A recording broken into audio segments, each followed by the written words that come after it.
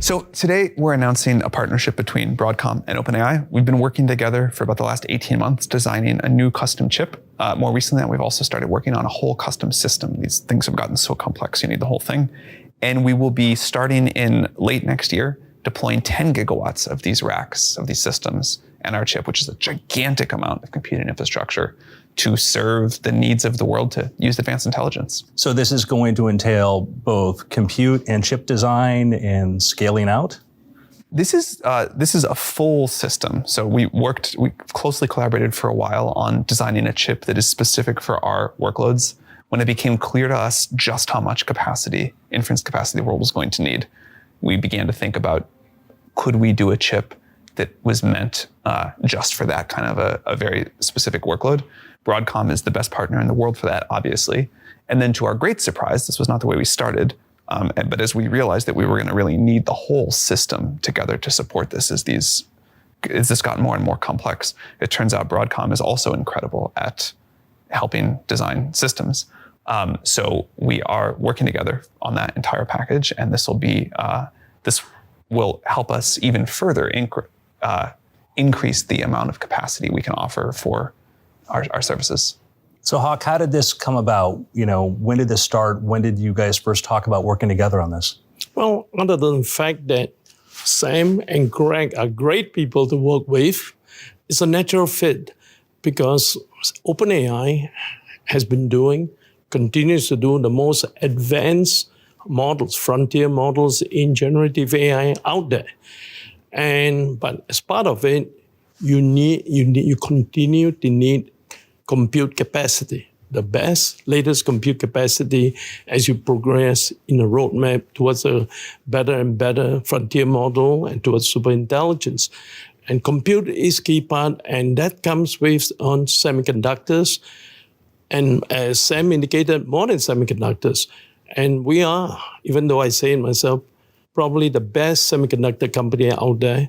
And more than that is AI is a very, very exciting opportunity for us in terms of my engineers are pushing the innovation envelope and newer generations of semiconductor technology. So for us, collaborating with the best generative AI company out there is a natural fit.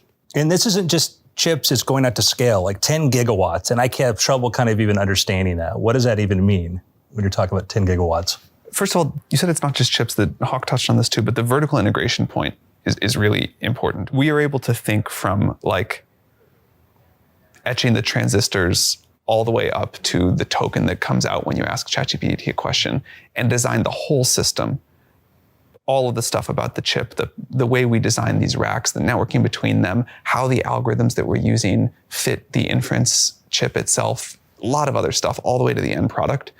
And one of the many reasons I'm so excited about it is by being able to optimize across that entire stack, we can get huge efficiency gains. And that will lead to much better performance, faster models, cheaper models, all of that. As you get that better performance and cheaper and smarter models, one thing that we have consistently seen is people just want to use way more.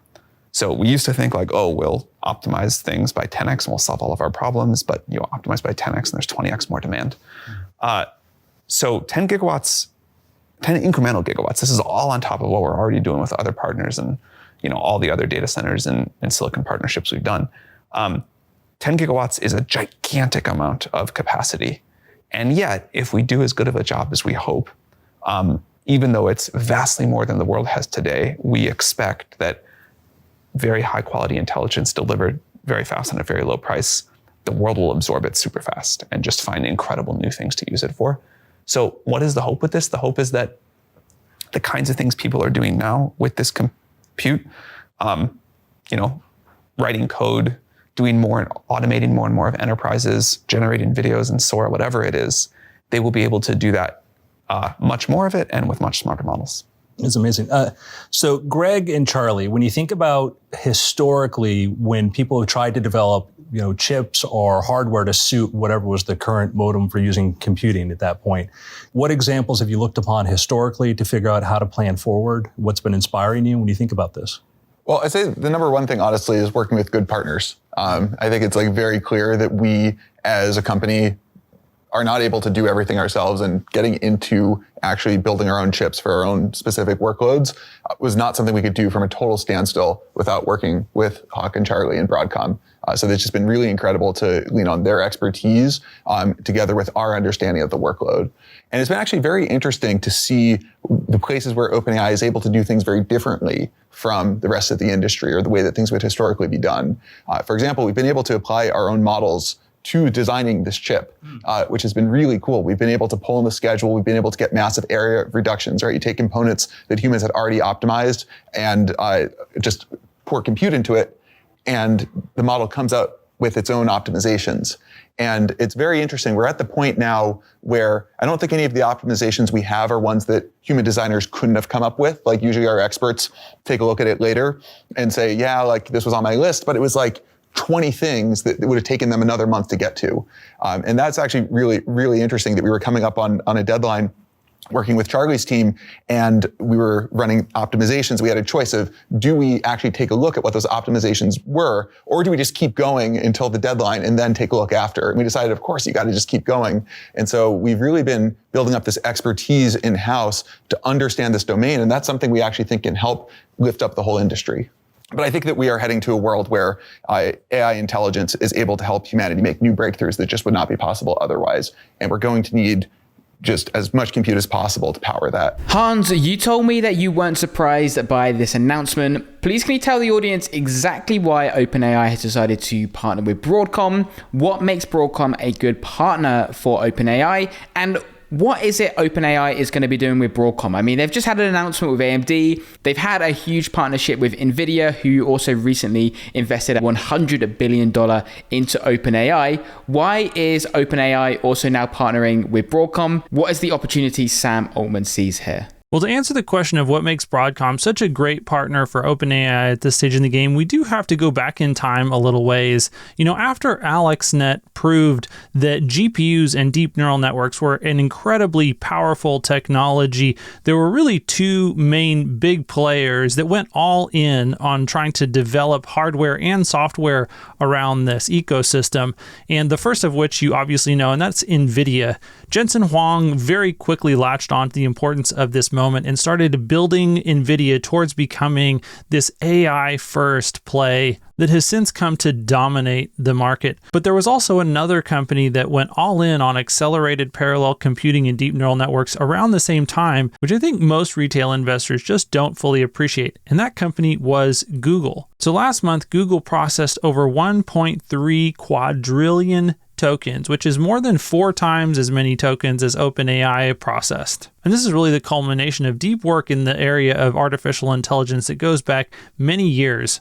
And after placing some very large early orders for GPUs from NVIDIA in the early 2010s, Google went all in on developing its own in-house silicon to actually do the same types of jobs, which you've most likely heard of, and that is the Google TPU. And what you may or may not realize is the Google TPU is actually co-developed with Broadcom for every single generation of the Google TPU up until this most recent Ironwood release. So Broadcom has played a critical role in Google actually being able to develop the backbone of this capability in-house to be able to compete with companies like NVIDIA head-to-head in a way that is completely independent of Jensen Huang, the NVIDIA chip stack, the CUDA ecosystem, or the NVLink networking technology. And like I said, I think that Google's ability to develop this entire vertically integrated stack of hardware and software to compete with NVIDIA head-to-head is just completely underappreciated within the market. But Broadcom's participation in custom AI silicon isn't limited to just Google. They're also working with Meta on their in-house AI silicon architecture called MTIA, and they're also working with Amazon on the Trainium and Inferentium hardware stack as well. So Broadcom has a depth of experience working directly with these large customers that goes back well over a decade across multiple hyperscale customers. So Broadcom has a depth of experience that stretches back over a decade now, and then a width of experience that spans across multiple hyperscale customers that really makes them a great partner for helping OpenAI to actually work backwards from these new workloads that OpenAI is seeing all the way down to the level of the transistors on a chip that allows OpenAI to start with some of these new and underserved inference workloads and then go all the way back to design the perfect silicon that matches that, to design the perfect silicon that enables that specific workload, which might be tough to accommodate either with NVIDIA's architecture or even with AMD's. And I think one of the big things that this deal shows is that Sam and OpenAI and Greg Brockman really have their sights set on becoming the next hyperscale company. They really want to be deploying as much or more compute than Google, Microsoft, Meta, or even Amazon. And if they're serious about that goal, they're going to need to rely on lots of different partners via lots of different deal structures. You know, they're going to need as much compute as they can get from NVIDIA. They're going to need as much compute as they can get from AMD. And then like these other hyperscalers, they're also going to need to build their own silicon from the ground up to handle specific workloads that actually fall in between the cracks of what NVIDIA is really good at or what AMD is really good at. And so that's the opportunity I think that Sam sees with Broadcom, is to actually mature OpenAI over the next 5 years. And so that's the opportunity that I think Sam Altman sees ahead for OpenAI, is really the ability to execute infrastructure build out right alongside all of these other big boys in the hyperscale game, and potentially even better than anyone besides Google. And since OpenAI's frontier AI research efforts are so far ahead of all of those other hyperscalers except for Google, I think that really puts Sam Altman in a good position to actually be able to see these new AI workloads coming further down the road than Meta,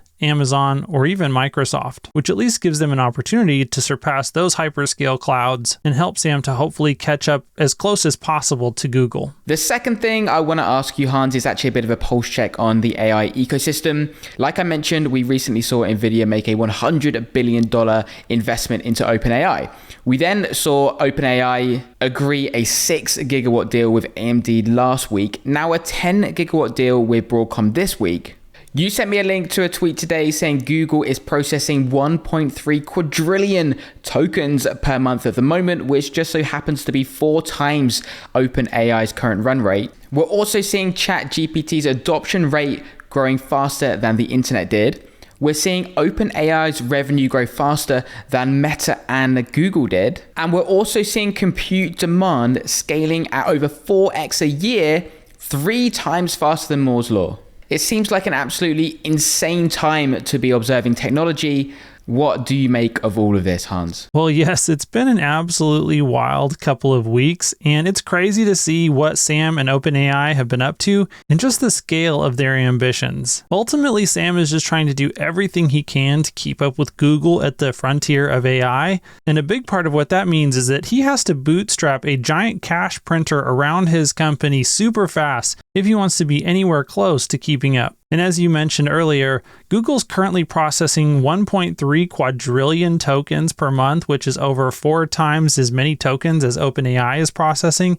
So you can see how far ahead Google actually is in terms of putting AI to use within their core products. And they can do all of that today while generating tons of free cash flow that they're then able to turn back into infrastructure investments that self-fund. And so they're not having to go out to the capital markets or the debt markets in order to raise funding for their infrastructure buildouts. But the rest of this ecosystem isn't blind. They also see where Google's at, and this threat of potential dominance by Google in AI is actually something that Sam can use to motivate each and every one of these partners to contribute to the future success of OpenAI as a potential hedge against Google's AI hegemony, which is actually allowing Sam to assemble this large pool of resources and partners from near and far that he can scare, bribe, manipulate, or inspire into joining him. So at this point, there's really only 2 possible outcomes.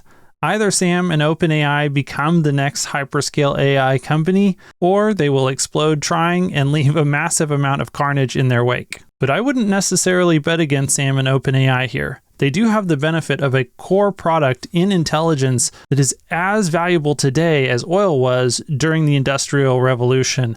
And there is quasi-unlimited demand for this intelligence, especially since we continue to find ways to make it smarter, more reliable, and cheaper. And so what Sam and the OpenAI team are finding is the same thing that some of the other teams in AI are finding as well.